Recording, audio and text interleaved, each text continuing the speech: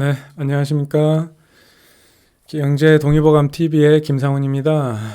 오늘 이번 시간에는 2020년 12월 한국은행에서 발표한 국제 수지에 대해서 한번 간단하게 브리핑을 해보도록 할게요. 2020년 국제 수지는 이제 경상 수지하고 자본금융 계정으로 나눠져 있죠. 경상 수지를 보면은 12월 달에 경상 수지는 115억 달러 흑자를 기록했어요. 전년 동기 대비 흑자 폭이 상당히 늘어난 겁니다. 2020년 총 경상수지는 752억 달러 흑자를 기록했고, 경상수지는 상품, 서비스, 본원소득, 이전소득 이렇게 나눠져 있잖아요. 특히 상품 수지가 상당히 흑자가 많이 났습니다. 상품 수지가 전년 동월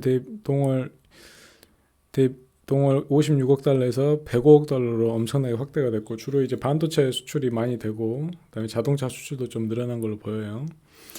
그다음에 서비스 수지는 보통 적자가 상당히 많이 나잖아요. 근데 이번에는 코로나로 인해서 서비스 수지 적자가 26억 달러 적자에서 5.3억 달러 적자로 적자폭이 상당히 줄었습니다. 그리고 본원소득 수지, 그러니까 뭐 이자나 배당 소득은 전년 대비 약간 감소해서 21.9억 달러 흑자가 됐고요. 이전 소득은 6.5억 달러 적자가 됐습니다. 구체적으로 이제 경상수지를 보면은 작년에는 경상수지가 596억 달러 흑자였는데 올해는 752억 달러 흑자로 흑자폭이 상당히 늘어났죠.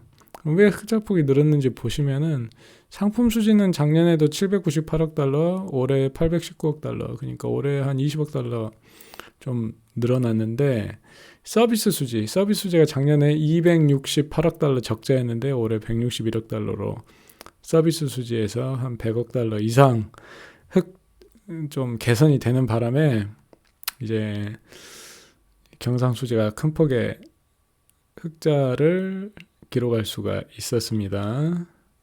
그래서 이제 뭐 우리나라가 중요한 게 이제 서비스 수지보다도 상품 수지. 우리나라는 이제 제조업 중심 국가이기 때문에 제조업 상품의 어떤 수출입이 상당히 중요하잖아요.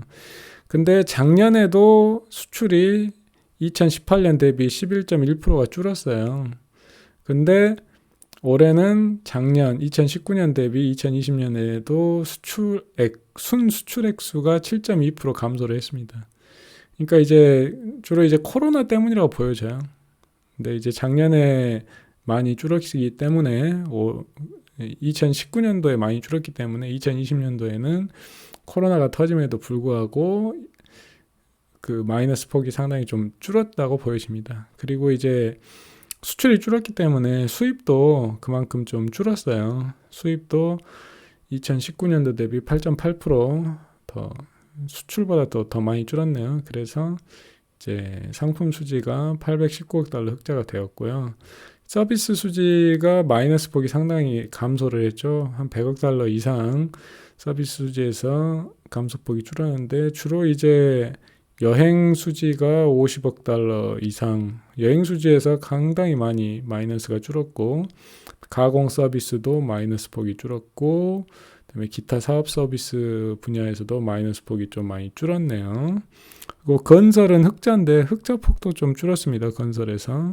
그다음에 운송 분야에서 원래 마이너스였는데 운송 분야가 그 택배 물량 뭐 운송 분야에서 플러스가 됐네요. 그다음에 본원소득 수지 주로 이제 우리나라가 해외에 투자한 돈에서 나오는 이자 배당 소득이죠. 배당 소득도 좀 줄고 이자 소득은 좀 늘어서 투자 소득은 약간 본원 소득이 약간 줄었습니다. 이제 금융계정은 이제 85억 달러 순자산이 증가했다는 얘기인데 85억 달러가 이제 밖으로 나갔다는 얘기죠. 밖으로 나가서 이제 해외 대외 금융 자산이 증가를 했다 그겁니다. 2020년에는 771억 달러 순자산이 증가를 했네요. 보니까 직접 투자 내국인의 해외 투자가 49.7억 달러 증가하고 외국인의 국내 투자는 25억 달러 증가하고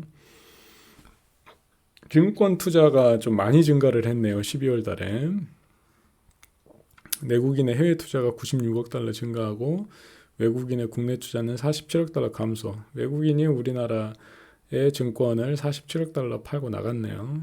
우리나라 사람이 96억 달러 해외 투자를 했고 서학 개미가 상당히 많이 활동을 하고 있는 것 같습니다. 외국인은 돈을 좀 빼고 있고요. 준비자산 27.8억 달러 증가됐네요. 준비자산은 이제 한국은행의 어떤 외환 보유고를 말하는 거겠죠.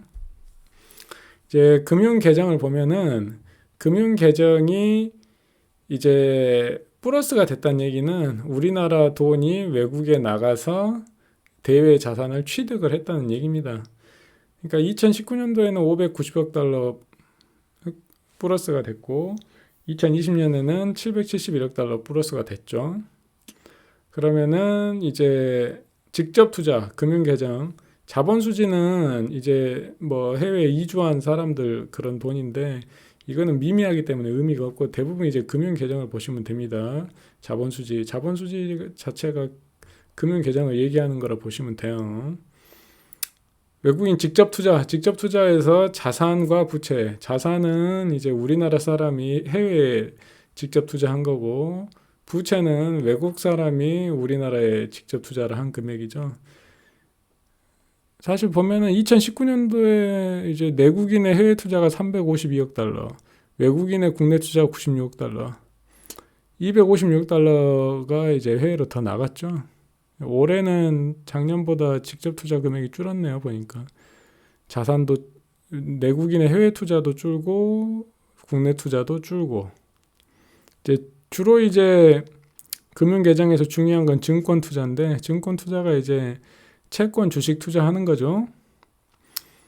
이제 자산 증권 투자에서 자산은 내국인의 해외 투자고 증권 투자에서 부채는 외국인의 국내 투자인데 이제 우리나라의 어떤 해외 투자는 주로 해외 주식에 집중이 돼 있네요. 보니까 해외 채권은 거의 22억 달러 투자하지 않고 해외 주식을 563억 달러를 구매를 했네요. 그러니까 해외 주식을 상당히 많이 사고 있습니다.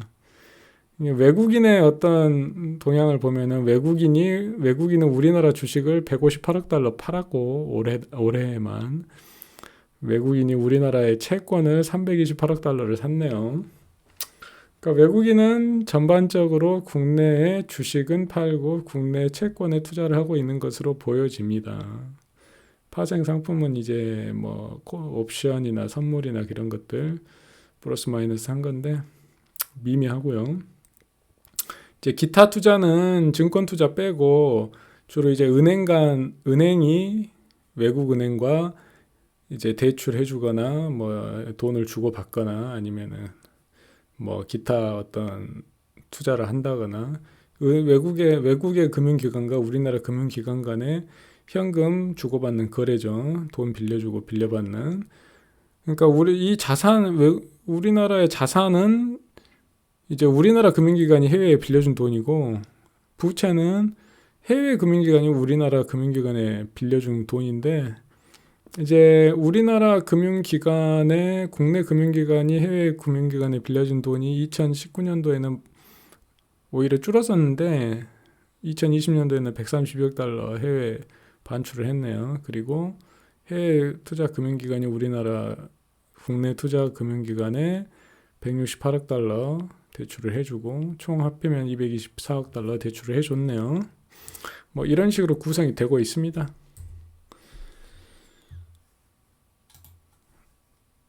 네, 간단하게 한국은행 발표한 국제수지표를 브리핑을 해봤습니다. 감사합니다.